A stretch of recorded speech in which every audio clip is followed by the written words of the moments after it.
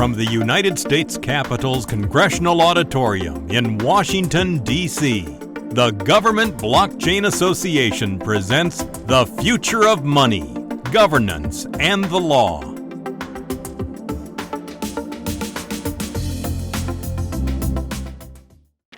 Good morning. So I'm Radhika Iyengar. I'm founding partner at StarChain Ventures, which is a venture studio based out of Silicon Valley, California. And we're focused on blockchain technology, but also advanced technologies in general. That includes artificial intelligence, machine learning, and IoT, Internet of Things. So we work with all things technology, but it's more importantly what we focus on is creating new companies that are focused on solving real challenges. So that's kind of my focus.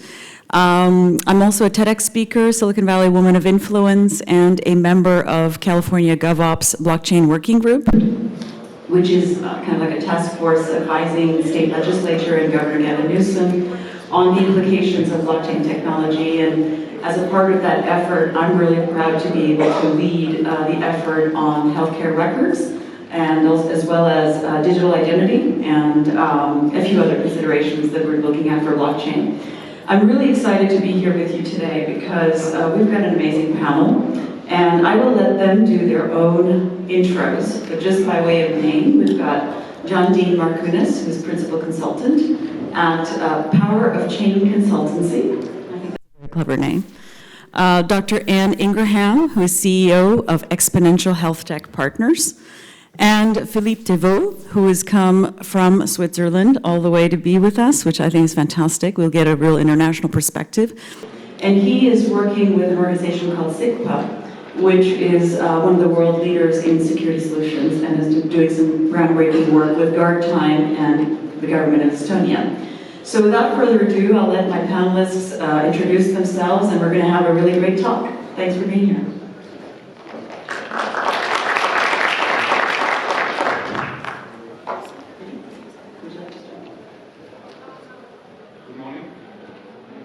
Good morning. My name is Philippe Thevoz. I'm coming from the company SICPA in Switzerland. And my job is to provide solutions to government to enable trust in the digital ecosystem. And in fact, you may not know the company SICPA, but you are carrying our product every day because we are securing the banknotes all around the world. This means these banknotes have some inks from us, as well as Swiss francs, as well as yuan, euro, rupees all around the world. And so we are specialized in security, in the material security, in the physical world. But now, as government are moving more and more into the digital, our job is to bring or to enable trust in these digital e-government services. And just to give one quick example, if you buy a house, you go to a notary and you have a very nice title deed which is signed by a notary and signed by you, and you can use this document as a proof that you own this house. And if a government wants to dematerialize all this and you don't have anymore this document but a PDF file, would you trust it? Would you sleep well? Probably not. Our job is to make such that you will trust this secured through a blockchain PDF document, so your title deed, more than this piece of paper. And we'll come back to that later. Good morning, everyone. My name is Dr. Anne Ingraham, and I am the CEO and co-founder of Exponential HealthTech Advisors. We are a veteran-owned, small business, women-owned healthcare consulting firm. I'm a veteran, I'm proud to say it. And so when I look at healthcare and understanding the challenges that we face not only in the United States, but as I think about my origin of birth, which is in the Caribbean, Jamaica, as well as where I have a ministry. I'm a Christian evangelist, so I'm not only evangelizing my faith, but I'm evangelizing healthcare information technology and innovative technology to solve the issues that we have in care delivery. My wish and my hope is to be able to help us as an industry, healthcare, understand the power of the blockchain technology and how we can leverage it to better enable care delivery to patients who need it. Great. Good morning, everyone. My name is John Markunas, sometimes called John Dean. But first, I'd like to thank Gerard Dachet, president of GBA Global, for the invitation to participate in today's event, and also to extend a thank you to Congressman DeSoto for offering us the venue to, I think, really help educate ourselves on what's going on in the real world of blockchain. I have a 30-year background in real estate, and I have been working as a real estate blockchain advisor and business development consultant for 4 years. I'm a leader of the GBA's land titling working group, and what we do with our working group in land titling is we try to educate governments throughout understand what blockchain is and to help them implement it into their land registries or cadastral systems. No easy task dealing with different governments, including the US, but we are making inroads on some of the things we're trying to do with different initiatives. So I'm really happy to be here, and I think some of my remarks will revolve around what we're doing with land registry and cadastral systems. I've been advising some startups throughout the world who are working with different countries, from Somaliland actually, to Brazil, to some places in Europe, and including the United States. Terrific. I don't think we could have a better panel to discuss the topic of today, which is government delivery systems. We're going to be talking about interoperability. That's a huge issue for just everything around data. It's a data story. And talking about data integrity as well. So, and we're going to provide that perspective through various sectors, which with each of the panelists. I myself work in the healthcare sector, so I have a shared passion with Anne in solving real problems that we have in healthcare, and it does come down to data. So for openers, I'd like to open up with John. Let's talk about property. Let's talk about land. Let's talk about ownership. Let's talk about how government can play a leading role in shaping that conversation around service delivery models as well within that context. That's a great leading question. We are trying to help governments shape that ecosphere and leading the transformation of ownership of properties and providing legal, titling to the blockchain. What a lot of people don't realize that throughout the world, there are still paper-based systems, certainly in most developing countries, and even in the United States, there are some recorders offices, land registry offices, that indeed are still using paper. So the big transition first is to transition to digital before you can jump into the blockchain space. And that's where we need to make a special effort to help, I think, countries and different governments realize that. In terms of helping government, there's something that I call government inertia. And this is something that we come into quite often, and I'm sure my panelists do as well. That is, government seems to think that there is no need for change, and that there is.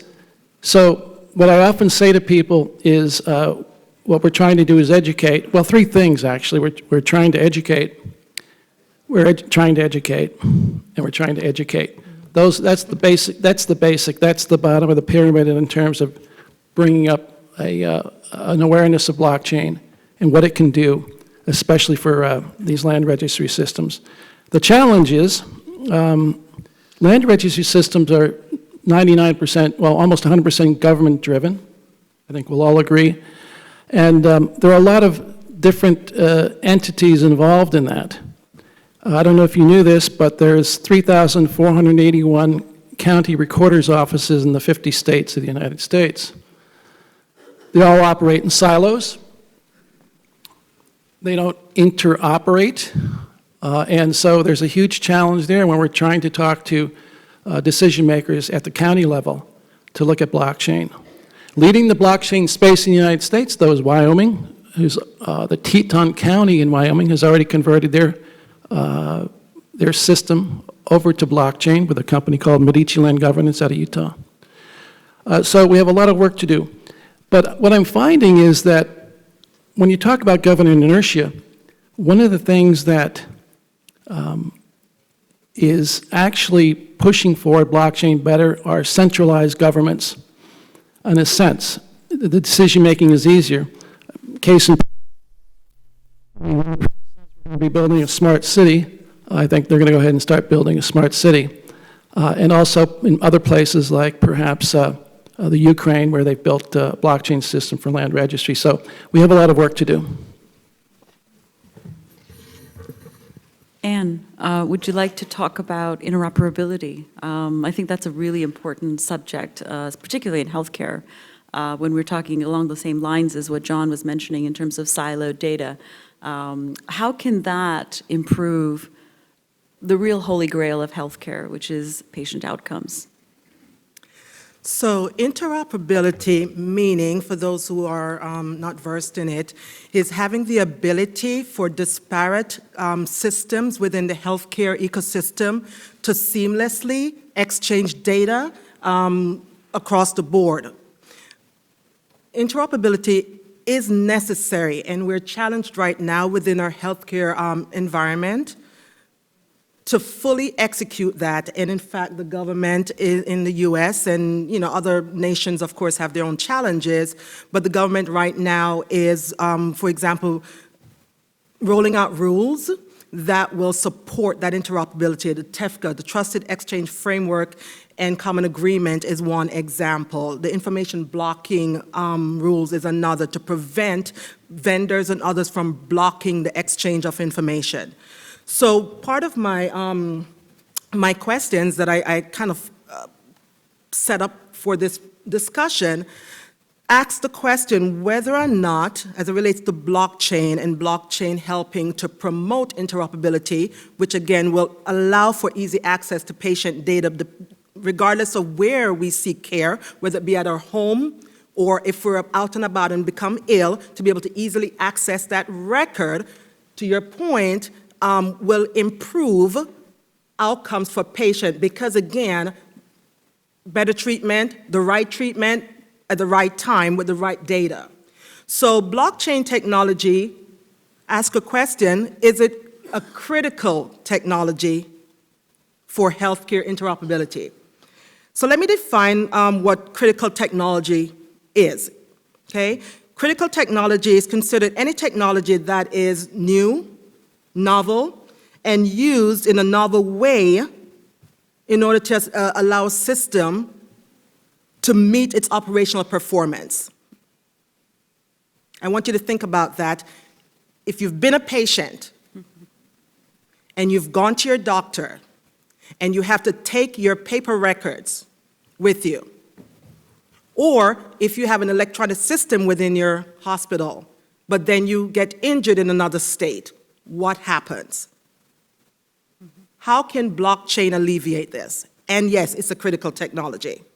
So some of the key attributes of blockchain, just for your thought process here, trust, and we hear this all the time when we talk about blockchain.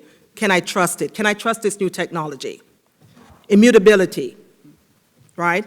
Pseudonymity, verifiability,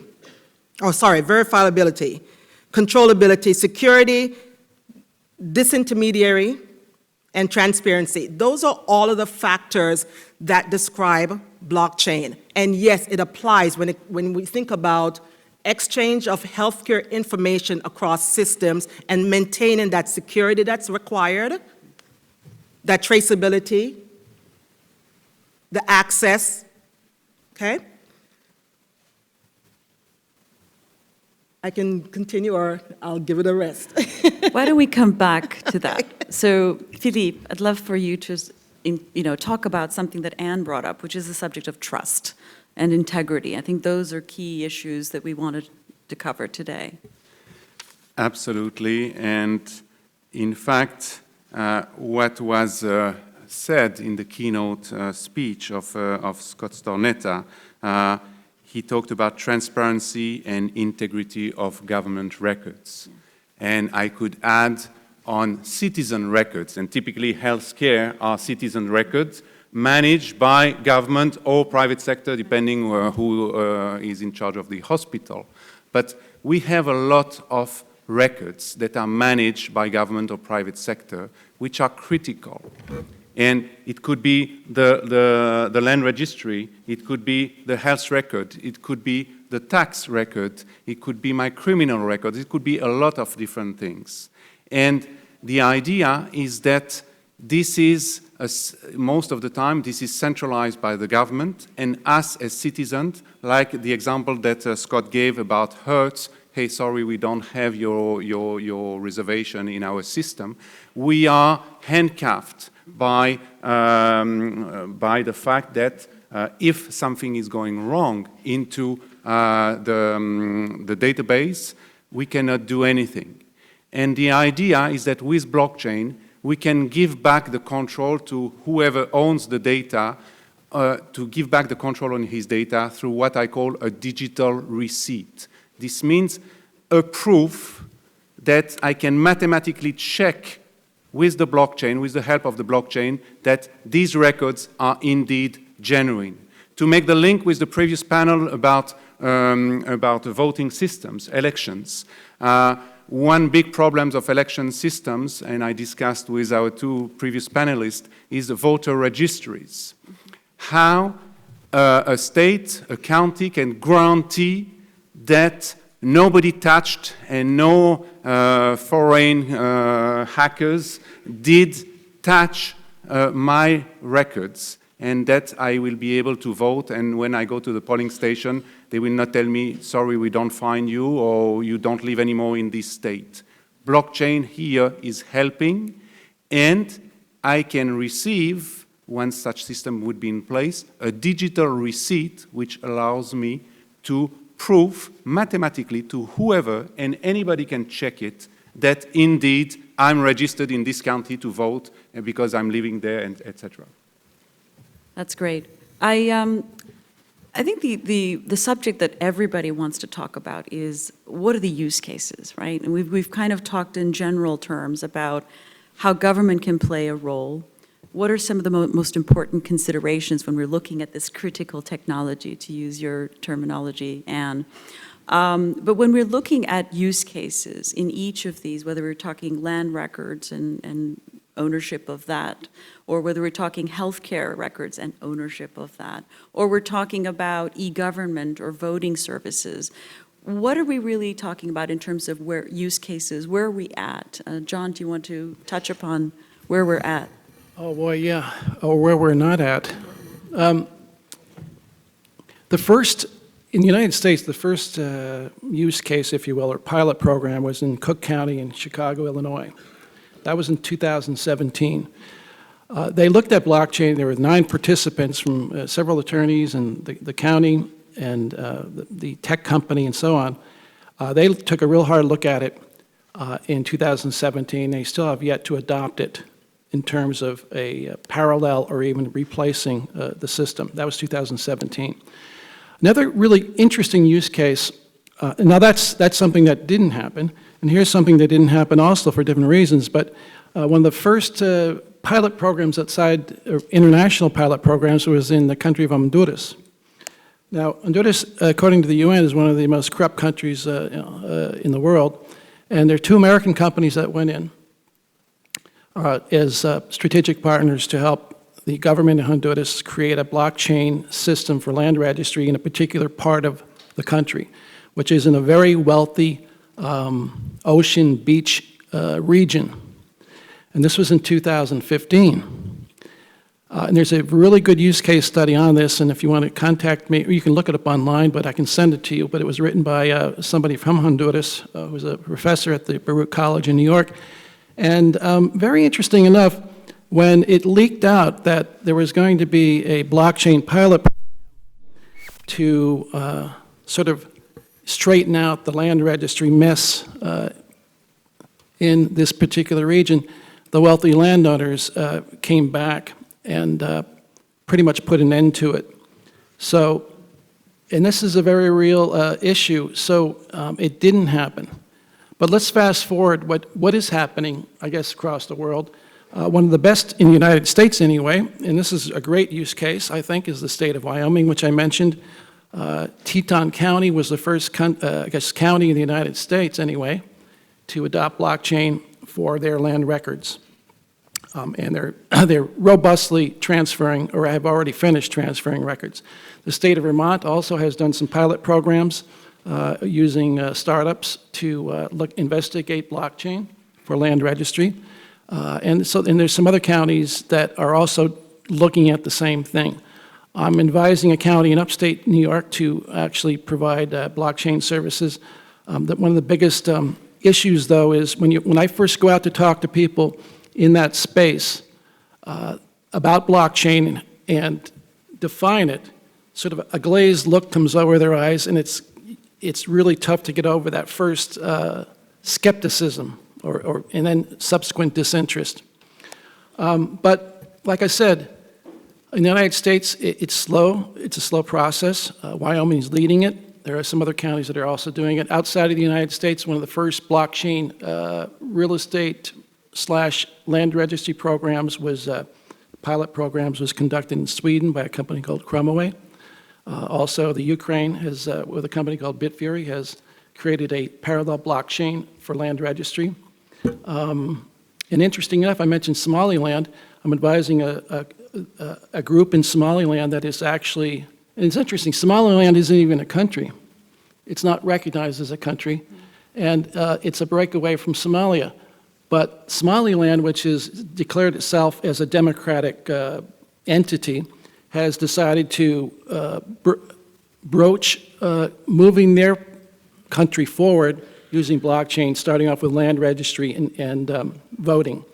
And there's a company, American company, startup American company that's providing the technology for that. And they are actually moving forward. There's an agreement in place. And we might be seeing some things in a place like Somaliland where it's being adopted. Not to interrupt you, but I wonder if we could also touch upon, from Philippe, you know, when I think about government use cases and things like voting records, healthcare records, and any of the services that we're developing through government to provide valuable services and you know, community-driven movements, if you will. I think about the ability of government to shape an entire conversation around what is usable by the citizens of its, whether it's a county, whether it's residents of a state, whether it's citizens of a country. We're talking about providing valuable services. I was wondering from your perspective, particularly from an international perspective, since you're working with on a global stage, whether you can comment on what are some of the movements and initiatives that you're seeing, whether it's Dubai, whether it's Estonia or other areas, who are taking more of a leadership role. We might not be there yet, but I wonder if we might comment on where we're at from a global perspective. Yes, for that I will tell you a story of a country that maybe some of you don't know where to locate it on the map, which is Estonia. Estonia is just south of Finland, west of Russia. And this country has been invaded by Russians for 75 years. And in 91, when the wall did fall, they got back their freedom, the Russians left. But the country was empty. There was no administration, there was nothing. And they said, hey, we need to do something. This is a country of 1.4 million people. There is no resources. There is 2 cities of 100 and 200,000 people, and that's it. And they said the only way to recover an administration, a state functioning, is through digital. We cannot afford to have real offices everywhere in the country. We have to go digital. And so they did build all kinds of services for citizens, all fully digital. However, in 2007, they were very severely hacked by their neighbors, their eastern neighbor. And the country was fully down. And they could not run anymore because everything was digital. And this is where some cryptographers who were working maybe in the same trend than Scott Stornetta since the 90s and 2000, they said, we have a solution for you. We can secure all your databases and your transactions between these databases by a blockchain. And since April 2008, remember Satoshi Nakamoto published his paper in October 2008. Since April 2008, the first pilot in Estonia to secure digital transactions of the state did start. And now it's working 24/7 since 11 years without any breach, with a blockchain which is quite different from the ones that we know, the protocols that we know, and where the trust anchor, the immutable distributed ledger, this is the financial time. If you buy it every 17th of the month, you will find a very small advertisement, I will show it to my colleague, which is just one hash, which is published in this newspaper.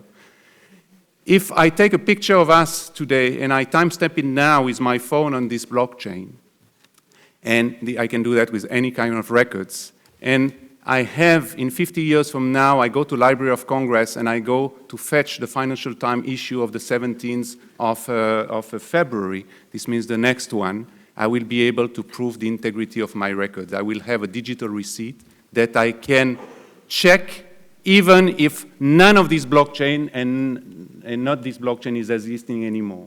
And so what is important, and Estonia is doing that since 11 years, is that it's possible to secure all the records, all the modification of these records for the whole world just on this blockchain, which is acting as a trust anchor. This is totally different from cryptocurrency, etc., from asset, but this is, in fact, the first blockchain which is running a whole state. Nobody knows about it, but this is the biggest blockchain, not experiment, industrial use there. All the other, Dubai and the others, are just following. Yeah. But it is time now to really propagate this type of digital integrity, and as Scott said in his introduction, for government to improve transparency and integrity.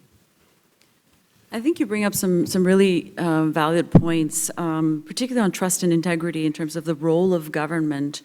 When we think of the role of government and we think about how government can spur innovation and accelerate innovation, I think of healthcare in particular. One of the great things that's happening, it's really more on the life sciences side, is the Drug Supply Chain Security Act, which was passed in 2013, that really compliance with this act would mean that every single prescription drug can be traced from manufacturer to the hands of the consumer. And that's through all of the hands that it goes through. And I think that's pretty transformative, because when we have problems with counterfeit drugs, increased exposure, health risks, even sometimes lethal, and there are many cases of that globally, we're talking about a $200 billion industry of counterfeit drugs. We're talking about an opioid crisis, where people who want access to certain drugs buy them through whatever means possible, often online. And we're talking about consumer safety. So when I think about the role of government in something like healthcare, and I think we're starting there, and we have this wonderful act that we're going to have to be compliant with by 2023.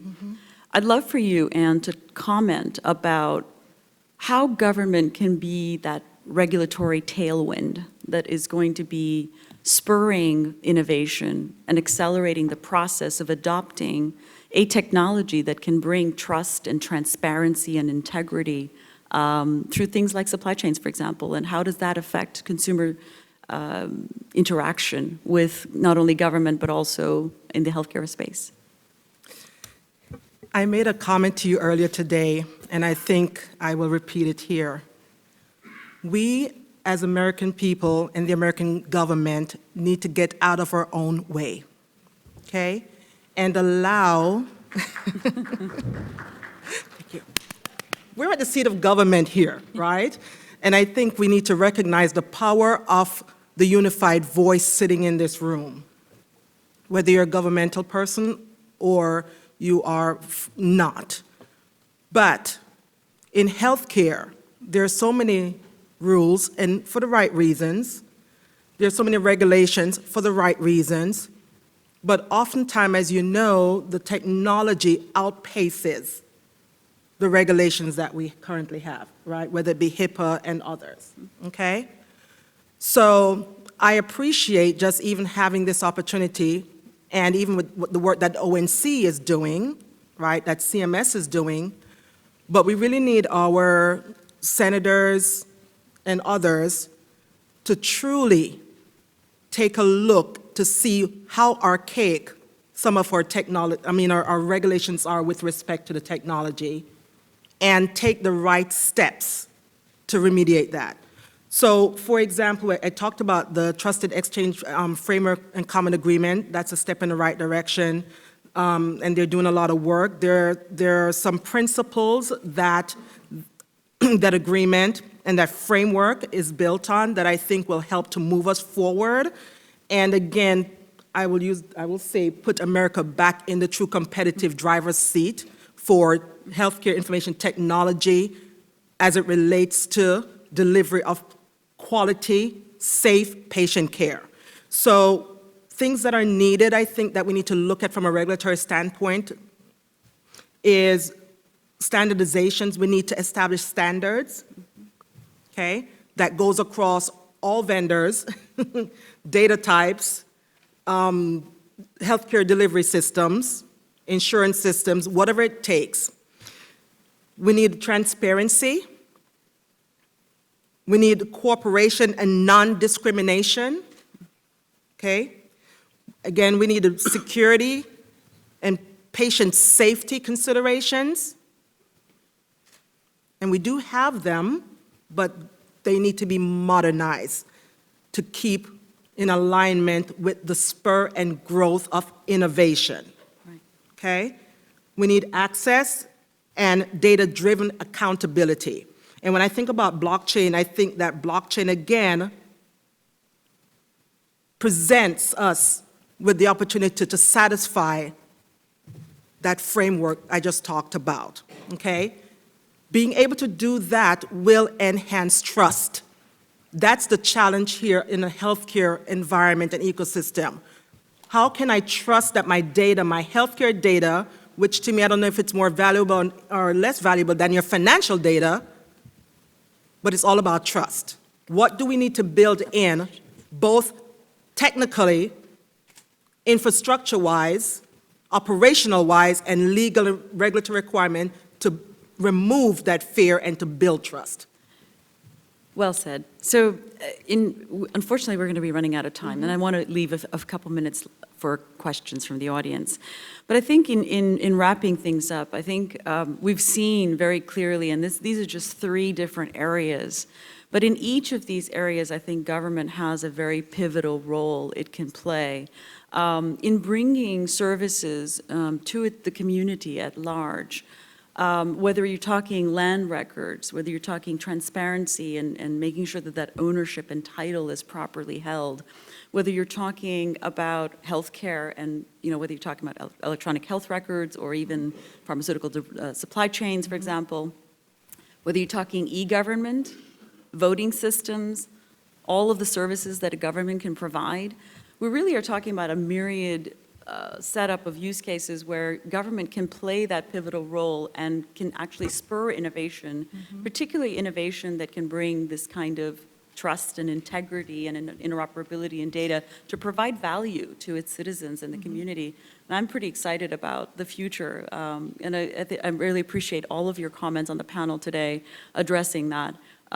Philippe, did you have something quick to add on that?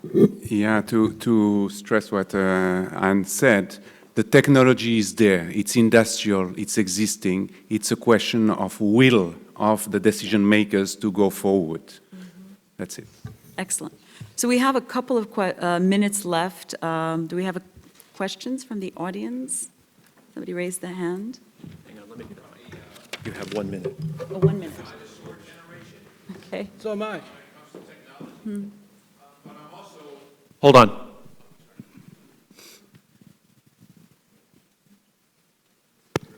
Thank you. But I'm also extremely fortunate in that I am also part of that generation where, as a public employee, my state paid for my health care. And fortunately, our doctor is into digital access, so I can go anywhere in the United States and I can get that accessibility real quickly. My children and our grandchildren do not have that same autonomy. And I often look at the expenses that I incur, which are zero for my health care, and I look at their expenses as to what they're doing, which in my mind are astronomical. And so while I appreciate your panel and talking especially about health care, how do we as a country and as a government support our future generations so that it doesn't become a healthcare burden financially, not so much informationally? And I guess that would be my first question, because I am so blessed by accident to be a beneficiary of having my former employee, which was a state employee, pay for my health care, and that's not the case for following generations. Yeah. I mean, overall, healthcare costs astronomical, right? It bankrupts families regularly. So that discussion and that conversation is greater than this group here. It's greater than blockchain. It's overall, to me, it's an overall philosophy as to how do we deliver care cost effectively, right?